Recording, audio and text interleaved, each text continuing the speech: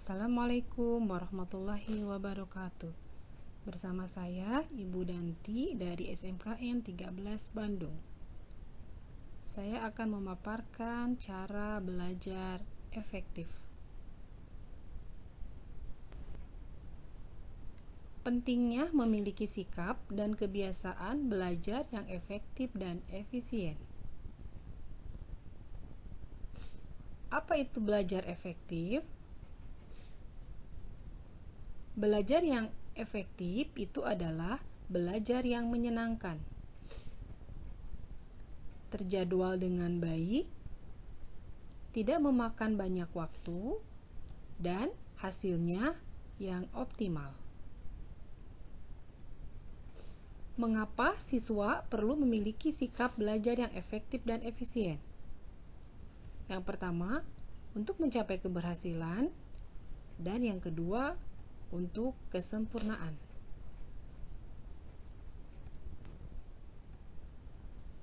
Mengapa belajar harus terjadwal dan menyenangkan? Dalam bekerja, otak kita dipengaruhi oleh kondisi fisik. Nah, jika kondisi fisik kita capek, otak kita tidak akan bekerja dengan maksimal. Akibatnya, jika otak kita bekerja tidak maksimal, informasi yang kita terima tidak disimpan dengan baik oleh ingatan kita. Pada akhirnya, informasi yang pernah kita terima tidak dapat kita gunakan pada saat kita membutuhkannya. Berarti, belajar yang terjadwal dan menyenangkan itu sangat diperlukan.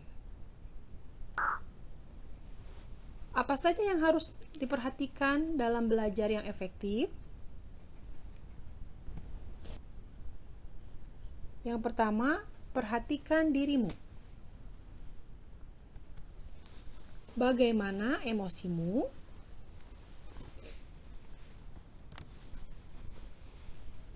Emosi yang positif di sini akan melahirkan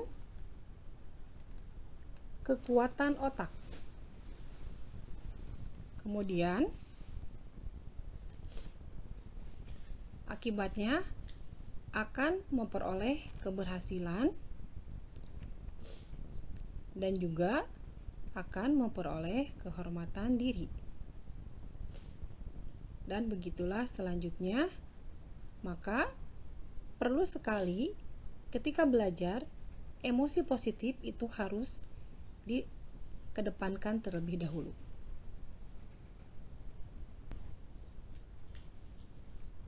Yang selanjutnya, ciptakan minat dalam dirimu dengan bertanya, AMBK, apa manfaat bagiku? Sehingga jika kita tahu apa manfaat bagi kita, maka belajar tentunya akan sangat menyenangkan.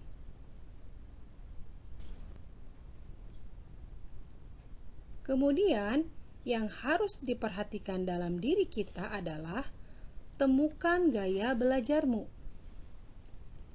Yang pertama, apakah kamu suka mencoret-coret ketika berbicara di telepon? Apakah kamu berbicara dengan cepat? Apakah kamu lebih suka melihat daripada mendengar? Nah, ini adalah gaya belajar visual. Kemudian, jika kamu lebih suka berbicara sendiri,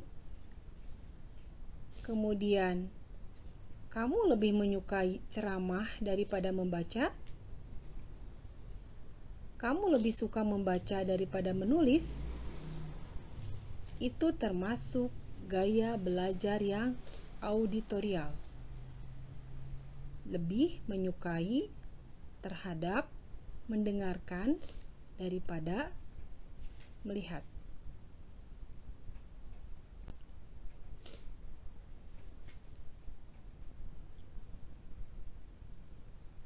Selanjutnya, apakah kamu berpikir lebih baik ketika bergerak atau berjalan? Apakah kamu lebih banyak menggerakkan anggota tubuh ketika bicara? Apakah kamu merasa sulit untuk duduk diam? Nah, ini termasuk gaya belajar yang kinestetik. Oleh karena itu, kita temukan gaya belajar kita sendiri. Apakah termasuk yang visual, auditorial, atau kinestetik?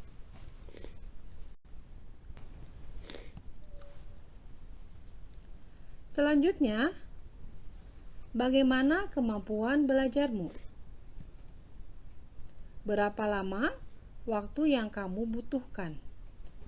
Dengan memperhatikan ini, maka kita bisa memperkirakan berapa lama waktu yang kita butuhkan untuk belajar dan juga bagaimana kemampuan kita untuk belajar. Belajar tidak perlu memakan waktu banyak, tetapi waktu yang efektif artinya menghasilkan sesuatu yang optimal yang bisa kita temukan. Kemudian, yang kedua, perhatikan lingkungan. Pilihlah tempat yang menurutmu nyaman untuk belajar. Kemudian, gunakan musik. Nah, biasanya kalau tanpa musik, denyut nadi dan tekanan darah akan meningkat. Kemudian, gelombang otak semakin cepat, otot-otot akan menegang. Nah, biasanya di sini akan membuat kita sulit konsen. Jika dengan musik, denyut nadi dan tekanan darah akan menurun, kemudian gelombang otak akan melambat, maka otot-otot akan rileks. Yang ini biasanya akan membuat kita dapat konsen.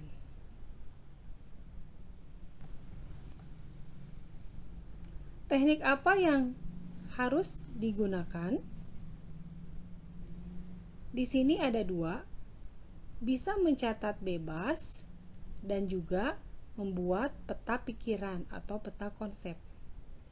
Biasanya otak itu akan lebih mudah menangkap gambar-gambar atau animasi-animasi, sehingga dengan membuat peta pikiran atau peta konsep biasanya akan lebih mudah untuk dicerna oleh otak. Kemudian, apalagi yang harus diperhatikan? Yang pertama, sebelum dan sesudah belajar, cobalah untuk melakukan senam otak. Kemudian, cari sumber belajar yang lain. Tidak hanya terpaku oleh satu sumber. Kemudian, baca buku-buku yang menunjang, bisa majalah ataupun koran. Kemudian, pergi ke perpustakaan. Di sana kita akan mendapatkan referensi yang lebih banyak lagi. Kemudian, pengaturan jadwal belajar efektif. Yang pertama, pedomannya adalah perhatikan waktumu. Bagaimana kamu menghabiskan waktumu? Kapan kamu habiskan waktumu dengan sia-sia? Kapan kamu dapat belajar dengan baik?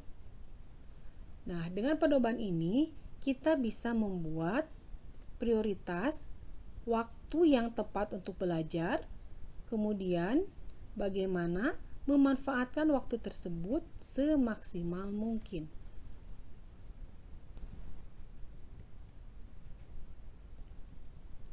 Jangan lupa beri waktu yang cukup untuk tidur, makan, dan juga kegiatan hiburan, supaya otak tidak stres. Kemudian, prioritaskan tugas-tugas.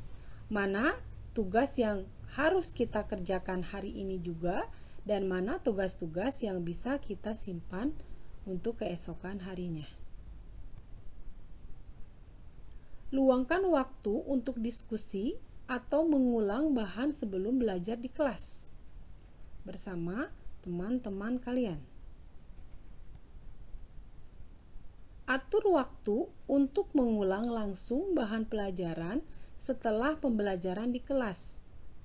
Biasanya, kalau misalkan tidak bisa mengulang pada waktu yang bersamaan saat itu setelah belajar, kita bisa mengalokasikan waktu di rumah untuk mengulang pelajaran di kelas.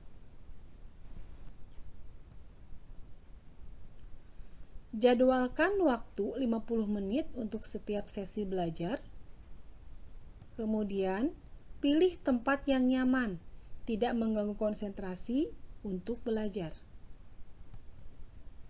Rencanakan juga deadline. Kalau kita memiliki deadline atau waktu akhir atau batas akhir belajar, maka kita akan memaksimalkan waktu yang kita punya. Kemudian, jadwalkan waktu belajar sebanyak mungkin pada waktu pagi, siang, ataupun sore. Nah, biasanya waktu pagi atau di waktu subuh itu adalah waktu yang baik untuk kita belajar karena kondisi otak fresh sehingga mudah untuk mencerna pelajaran yang dipelajari oleh kita. Kemudian, jadwalkan review bahan pelajaran mingguan. Terjadwal dengan baik sehingga hasilnya pun akan maksimal. Hati-hati, jangan sampai diperbudak oleh jadwalmu sendiri. Artinya, ketika kita membuat jadwal, konsekuen dengan jadwal tersebut dan kita harus disiplin. Sekian dan terima kasih. Semoga video ini bermanfaat. Wassalamualaikum warahmatullahi wabarakatuh.